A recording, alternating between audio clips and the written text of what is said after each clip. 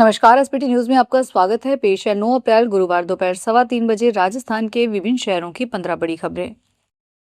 राजस्थान में निजी स्कूलों में अध्ययनरत विद्यार्थियों के स्कूल बदलने या पढ़ाई पूरी होने पर टीसी मांगने पर विवाद सामने आते रहते हैं। शिक्षा निदेशालय ने इसे गंभीरता से लेते हुए अब सख्त आदेश जारी किए हैं। इसके अनुसार टीसी जारी नहीं करने के मामलों को निदेशालय गंभीरता से लेगा। शिक्षा निदेशक सीताराम जाट के अनुसार अब किसी भी स्थिति में विद्यार्थियों की टीसी रोकना उचित नहीं माना जाएगा। जो विद्यार्थी अन्य विद्यालय में प्रवेश लेना चाहते हैं, उन्हें उनके माता पिता या अभिभावक के आवेदन पर तत्काल टीसी प्रदान करनी होगी, जिससे विद्यार्थी की पढ़ाई बाधित न हो। कंपनियों ने अप्रैल में आपूर्ति का नया फॉर्मूला लागू करते हुए घरेलू गैस सिलेंडर की सप्लाई में 20% कटौती कर दी है। कंपनियों ने सप्लाई में 20% कटौती अप्रैल 2025 की बिक्री को आधार बनाते हुए की है। कंपनियों की सप्लाई के इस फार्मूले में एजेंसी संचालक और उपभोक्ताओं की परेशानी को बढ़ा दिया है। ऐसे में अप्रैल में 25 दिन बाद बुकिंग कराने पर उपभोक्ताओं को 10 दिन से पहले सिलेंडर नहीं मिल रहा। एजेंसी संचालक कह रहे हैं कि सप्लाई में कटौती से उपभोक्ताओं को कई बार सिलेंडर खत्म होने की स्थिति का सामना करना पड़ रहा है। राजस्थान के मुख्यमंत्री भजनलाल शर्मा कल शुक्रवार को पहली बार राजस्थान पुलिस मुख्यालय पहुंचेंगे। मुख्यमंत्री यह प्रदेश की कानून व्यवस्था को लेकर एक महत्वपूर्ण समीक्षा बैठक लेंगे। इस बैठक की खास बात यह है कि इसमें गृह राज्य मंत्री जवाहर सिंह बेडम, मुख्य सचिव वी श्रीनिवास और डीजीपी राजीव कुमार शर्मा समेत पुलिस महकमे के सभी बड़े अधिकारी एक साथ मौजूद रहेंगे। सरकार बनने के बाद मुख्यमंत्री की पुलिस मुख्यालय में यह पहली औपचारिक बैठक है, जिसे सुरक्षा की दृष्टि से काफी अहम माना जा रहा है। राजस्थान के बांधों में जल स्तर का आंकड़ा जारी किया गया है। प्रदेश के बांधों में कुल भराव क्षमता का 52.24% पानी है, जबकि 30 सितंबर 2025 को 90.50% पानी था। 6 माह के भीतर बांधों में 38.26% पानी कम हुआ है। प्रदेश के 14 बांध अब तक लबालब भरे हुए हैं। प्रदेश के 452 बांध आंशिक रूप से भरे हुए हैं, जबकि 227 बांध 1 अप्रैल तक पूरी तरह सूख चुके हैं। प्रदेश में जयपुर जोन के बांधों में सबसे ज्यादा पानी है। जयपुर जोन के बांधों में कुल भराव क्षमता का 60.55% पानी है। अमरनाथ यात्रा के लिए 15 अप्रैल से पंजीकरण करवाया जा सकेगा। श्री अमरनाथ जी श्राइन बोर्ड ने इसका ऐलान कर दिया है। पंजीकरण देश भर के निर्धारित बैंक शाखाओं के माध्यम से होगा। यात्रा की तारीख भी जल्द घोषित की जाएगी। देश भर की 554 बैंक शाखाओं में पंजीकरण होगा। पंजीकरण के दौरान प्रत्येक बैंक शाखा को प्रतिदिन प्रति मार्ग एक निश्चित कोटा आवंटित किया गया है। 13 वर्ष से कम उम्र के बच्चों और 70 वर्ष से अधिक आयु के बुजुर्गों का पंजीकरण नहीं होगा। इस तरह 6 सप्ताह से अधिक की गर्भवती का भी पंजीकरण नहीं होगा।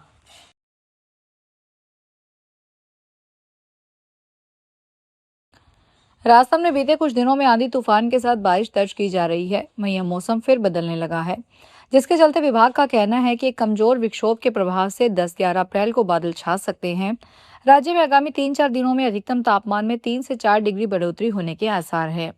मौसम विभाग के मुताबिक अब आसमान साफ रहेगा और तेज धूप पड़ सकती है, जिससे लू जैसी स्थिति बन सकती है। इससे लोगों को गर्मी का एहसास हो सकता है। न्यूनतम वेतन में बढ़ोतरी की मांग को लेकर आईएमटी मानेसर औद्योगिक क्षेत्र में श्रमिक प्रबंधन गुरुवार को और गहरा गया। प्रदेश सरकार द्वारा घोषित न्यूनतम वेतन को मजाक बताते हुए श्रमिकों ने प्रदर्शन शुरू कर दिया। माहौल को शांत करने के लिए पुलिस ने लाठीचार्ज किया, लेकिन श्रमिक पीछे नहीं हटे। इस बीच कुछ शरारतियों ने पुलिस की बाइक को आग के हवाले कर दिया। वहीं एक प्लांट पर पत्थरबाजी कर दी गई। क्षेत्र में शांति बनाए रखने के लिए भारतीय नागरिक सुरक्षा संहिता 2023 की धारा 163 लागू करने के आदेश जारी किया गया है।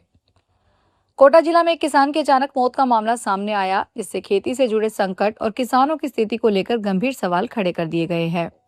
घटना भामाशाह मंडी की है, जहां गेहूं बेचने पहुंचे किसान की अचानक तबियत बिगड़ गई और अस्पताल ले जाते समय उसकी मौत हो गई।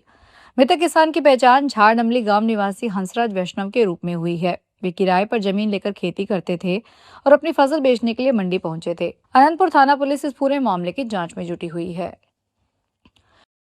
भीलवाड़ा के हमीरगढ़ क्षेत्र में अनोखा आयोजन होने जा रहा है। नेशनल हाईवे 48 के पास स्थित श्री छोबावड़ी सगसगजी धाम रत्नेश्वर महादेव मठ में बछड़ा और बछड़ी का पारंपरिक रीति रिवाजों के साथ विवाह करवाया जाएगा। यह आयोजन कल शुक्रवार को सनातन धर्म महोत्सव के तहत होगा। शुक्रवार शाम को देवनारायण गौशाला से ढोल नगाड़ों बाजों और डीजे की धुन पर बारात रवाना होगी। इस बारात में गांव के महिला पुरुष युवा संत महंत के साथ साथ गांव के मवेशी भी शामिल होंगे।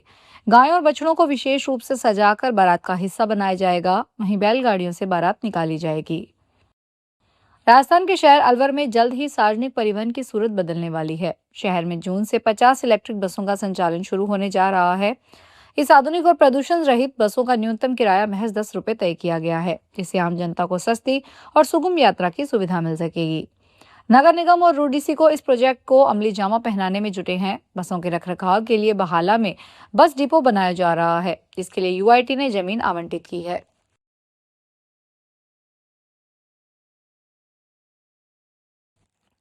हिमाचल प्रदेश की राजधानी शिमला में अप्रैल में ठंड ने पिछले सारे रिकॉर्ड तोड़ डाले हैं। शिमला का न्यूनतम तापमान सामान्य से 60 डिग्री नीचे गिरने के बाद 3.6 डिग्री सेल्सियस पर रह गया है। इससे पहले 22 अप्रैल 2021 को शिमला का न्यूनतम तापमान 4 डिग्री टेम्परेचर पर था। मौसम विभाग के पास 2003 से आज तक का डेटा उपलब्ध है। इस रिकॉर्ड के हिसाब से पिछले 23 सालों में बीती रात शिमला में सबसे ठंडी रही। इसी तरह राज्य के अन्य शहरों में तापमान में भारी गिरावट दर्ज की गई है। पहाड़ों पर बारिश, बर्फबारी और ओलावृष्टि के बाद जनवरी फरवरी जैसी ठंड लौट आई है। नेशनल टेस्टिंग एजेंसी ने जेईई मेन अप्रैल सेशन की पारदर्शिता और विश्वसनीयता बनाए रखने के लिए परीक्षा की टाइमलाइन और उपस्थिति के आंकड़े जारी कर दिए हैं।